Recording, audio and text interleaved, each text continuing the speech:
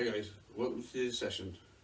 Today we're going to be talking about middle and a forearm block and high rising block. So without further ado, let's get started.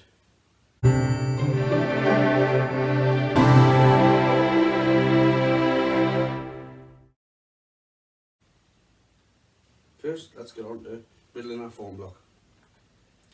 Middle and a forearm block crosses on the chest and comes straight across.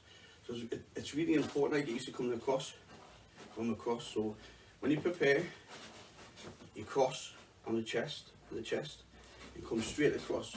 Because I see a lot of people coming up, and that's really important. You don't do that, because that 90%, you might just miss it, and that 10% you'll catch it. Especially if a punch is coming straight, you may go past it. So at least if you're coming across, when you turn the hips, you come across, you get everything from there to there. So across the straight, so end up in line with your shoulder, and you form on your chest line. So nice middle block, so it comes across.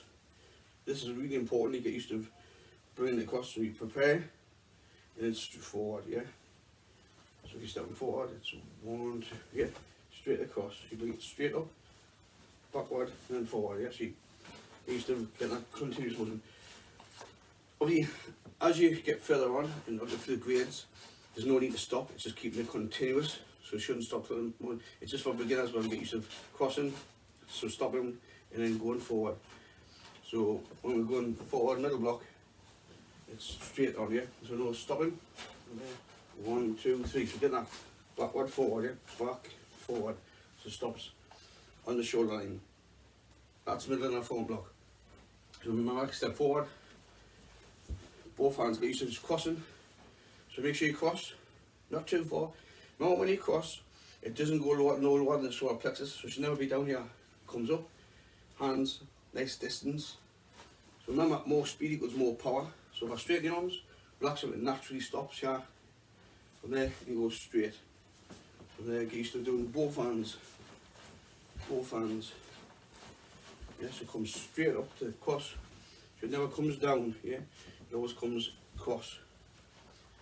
Especially for when you go into free step. Sparring, it's mega important it comes across for that middle 4-fist punch. Next, high rising block. When we're doing high rising block, it crosses at the rib cage. So low knife hand and high rising block cross at the rib cage. Especially for beginners, yeah. The rest, chest line, very few exceptions. There's a couple more that do cross at the rib cage. Also our plexus. But for your foundations, which are your low block, your low knife hand, your middle block, your high rising block, your punch, your 4-fist punch, and then your front snap kick, turning kicks. They're your fundamental moves, your kicks. That if you get them perfect, keep practicing them, the rest will come in. The rest of your movements will come in line. But if I haven't got these foundations right and strong, everything else falls apart. So it's always best to come back to basics. These are your basic skills, your basic foundations.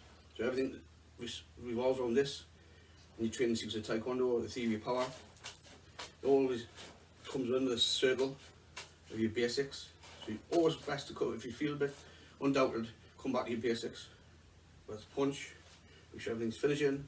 Whether it's low block, low knife hand, middle and a forearm block, and then high rising block crosses.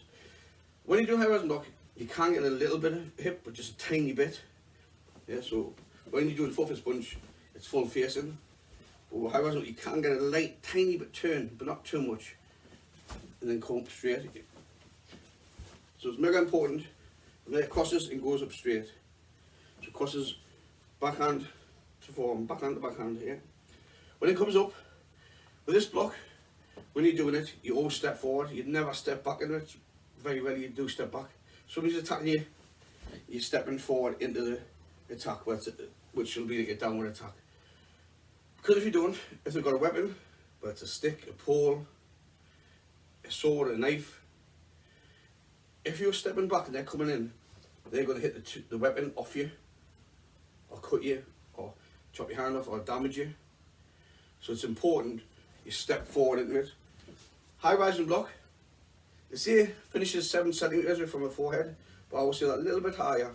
So start from the where your hair starts, I don't know what you call it, yeah, and it comes up, yeah, not forward, because I think the wrist can turn and hit the bottom of your head, up here, so it crosses and slightly angled, so it comes down. It doesn't just stop straight, slightly angled, so whatever comes here, comes off you. That's the most important thing of high rising block. So two things, middle and the front block, mega important, comes across. High rising block, you step forward and do. That's your basics. I hope I've helped you.